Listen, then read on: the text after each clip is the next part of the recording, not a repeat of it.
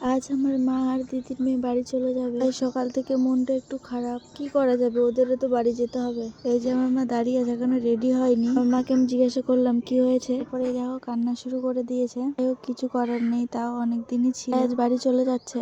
আর তোমাদের তো একটা জিনিস বলাই হয়নি যে আমার বর কালকে বাড়ি এসেছে আর আমার জন্য অনেকগুলো চকলেট নিয়ে এসেছে। আগে জিজ্ঞাসা করলাম যে চকলেটটা কেমন লাগছে, ও বললো ভালো। এই চকলেটগুলো এত ভালো লেগেছে যে আমি আগেই দুটো খেয়ে নিয়েছি। আর এখানে তো আরো অনেক কিছু নিয়ে এসেছে, 2-3 রকমের বাদাম, চকলেট, ক্যাডবেরি, অনেক কিছু নিয়ে এসেছে। এই কোম্পানিতে কাজ করে ওই কোম্পানির নাম। অনেক রকমেরই চকলেট ছিল, আরো অনেক কিছু এনেছে, ছোলা, বাদাম, তারপরে ওই কটকটি ভাজাও এনেছে অনেকগুলো। আমার বরকে তো একটা খাইয়েছিলাম, আমিও একটা খেয়ে দেখি কেমন লেগেছে। সত্যি চকলেট গুলো আমার দারুণ লেগেছে। ভালো বলে তো আর আমি একা একা খেয়ে নেবো না, সবাইকেই দিয়ে খাবো। দুপুরবেলা এই যে রান্নার জোগাড় করছিলাম। দেখো এই ফেস প্যাকটা তোমরা কাকে লাগাতে চাও বলো তো? এই দেখো এই ফেস প্যাকটা তোমরা কাকে লাগাতে চাও বলো তো? কিছু কিছু মানুষের মুখে লাগাতে চাই এই ফেস প্যাকটা। ভাইকে দোকান থেকে জিরা নিয়ে আসতে বললাম, তার সাথে ও দুটো আচারের প্যাকেট নিয়ে এসেছিল। যাই হোক, এই দেখো আমাদের বাড়িতে আজকে মাংস কষা হয়েছে। আর জানো, অনেকদিন ধরে শর্ট ভিডিও বানানো হয় না, আমার ইনস্টাগ্রামটা বসে গেছে, আগের মতন আর ভিউজ আর লাইক হয় না।